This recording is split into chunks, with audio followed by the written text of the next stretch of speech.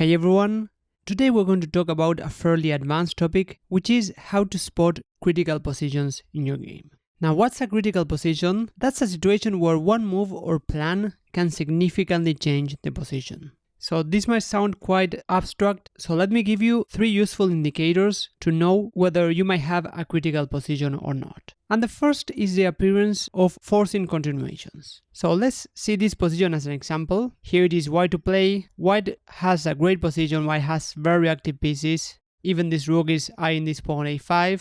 So let's try to see if white has forcing continuations. Let's start with the first one, which is bishop takes e7. Bishop takes e7 would give the bishop for a knight. This is also another indicator that we'll discuss later, which is to change the nature of the position because we're giving a bishop for a knight, so we're going to have a slight imbalance. Additionally, we're giving a very active piece on d6 for this knight on e7. So after bishop takes, white doesn't seem to achieve anything. Now this bishop has other options. Bishop to e5 would invite a trade of pieces. Here we have more space advantage. Unless we get any concrete advantage, which I don't see, I would not go for that trade. The bishop on d7 again is a great piece. Another idea with the bishop is to go to c7. In this case, we're gonna get a fork. So this might be quite an interesting move to consider. And after black moves the rook, we might consider taking this pawn a5. For example, we can take with the rook, and even though we get a pawn, it feels that we are easing our pressure because the rook on a8 was very passive, so here we're trading pieces. Additionally here, we could even consider a move like bishop takes b2, although this line is not forced. We could also consider here a move like bishop takes b2 because this would deflect the knight, and after knight takes, black could take the bishop on a5. So bishop to c7 might be a line that we could calculate a bit deeper after ruling out all other forcing moves. Other forcing moves that don't work are rook takes e6, black would simply take on e6, similarly taking the pawn c5 doesn't make any sense, but there's another forcing move which at first sight might look crazy, which is the move queen takes f6.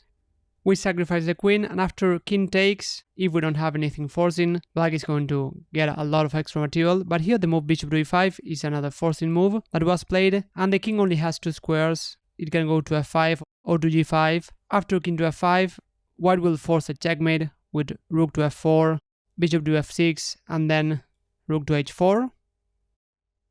And the other option is the move king to g5, and this is actually what happened in the game. White went for this forcing continuation, but here there was a fairly important move, which is the move bishop to g7. So here black might have an idea to go to h6, so the move bishop to g7 will prevent the king from escaping, and now the king can be attacked with moves like h4. So in this position actually black resigned, because there's nothing that can be done against the checkmating attack. For example, after a move like e5, maybe planning to bring the king to e6, after h4, if the king goes to h5, after bishop to f3, we're gonna get a checkmate. Or if the king goes to f5, after bishop to h3, we also get another very pretty checkmate.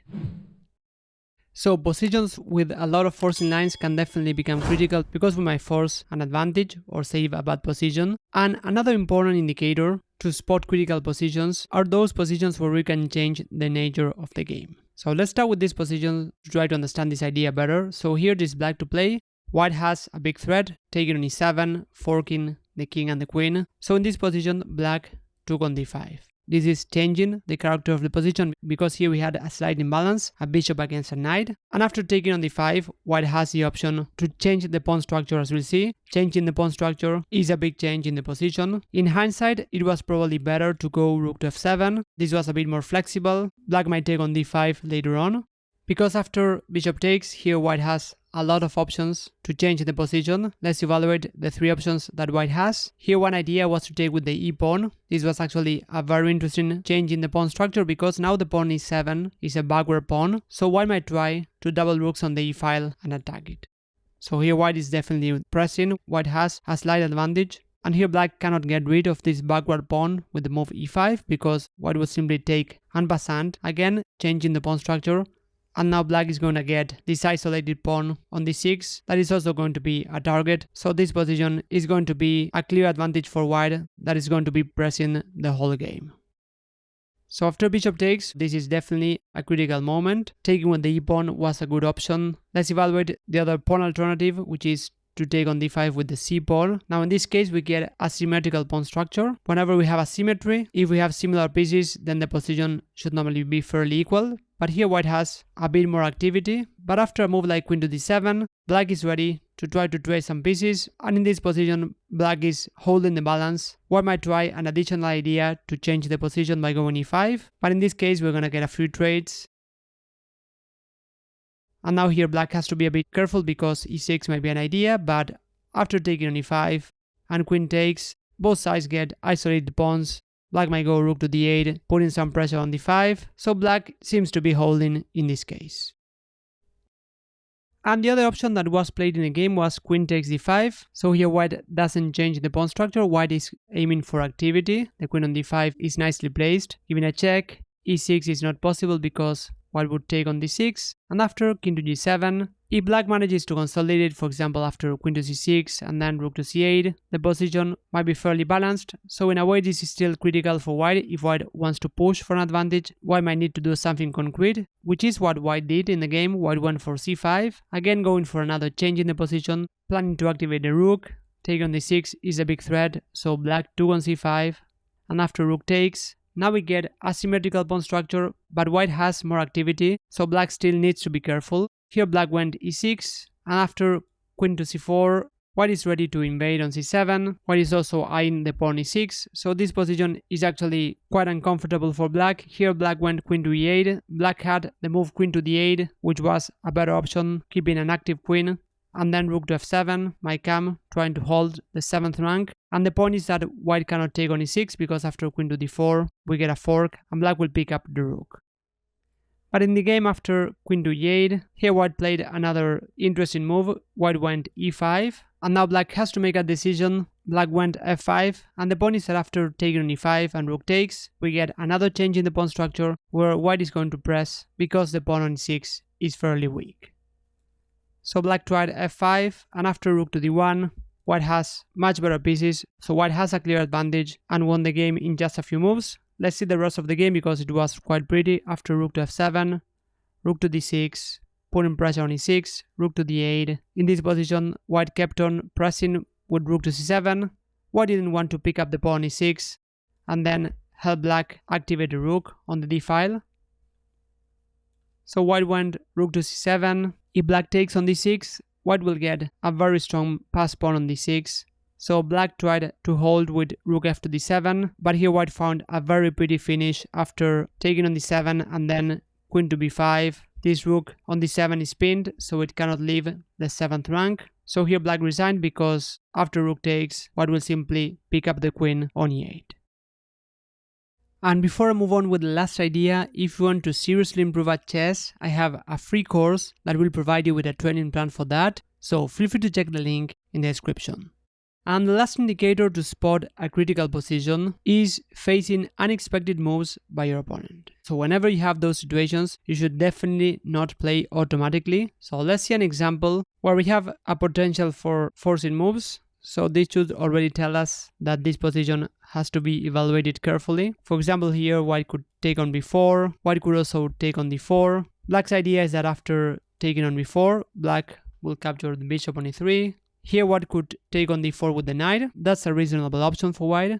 But instead here white played the move bishop to g5. So at least for me, this move might appear quite unexpected in this position. So here black should definitely not play automatically. For example, a move like bishop to e7 might look natural because the queen on d8 was being attacked. But this was probably white's main idea because after bishop takes and queen takes, one interesting idea that white might have is to go knight to b5, exploiting the weakness of the d6 square after we traded bishops. So after the knight moves, white might bring a knight to d6, for example after playing c5, knight to d5, knight to d6 will give a check, so black is gonna have a weak king and a very hard time coordinating his pieces.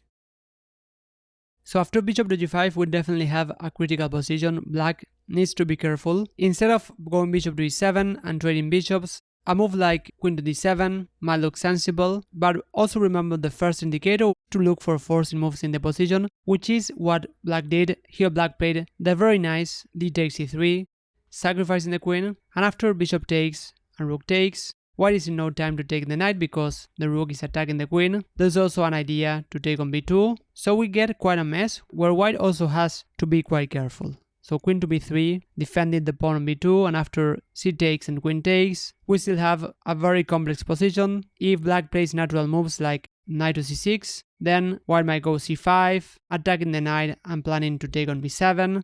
So black played a forcing and much better continuation, knight to a4, attacking the queen. White went queen to a1. The point is that if the queen stays on the b file, knight to c5 is a very nice idea, attacking the queen, and the point is that after queen takes, knight to d3 will give a check, and black will capture the queen on b4. So the game continued queen to a1, and after knight to c2 we get a fork. White has to give the rook for the knight, and after bishop takes, after all these very complicated moves, we finally get a material imbalance where black has a rook, a bishop and a knight for a queen. So this position is fairly balanced, and after a crazy game, the players agreed to a draw. So you now know important ideas to spot critical positions in your games, to spend more time evaluating those positions. Thanks a lot for watching, and I'll see you in the next video.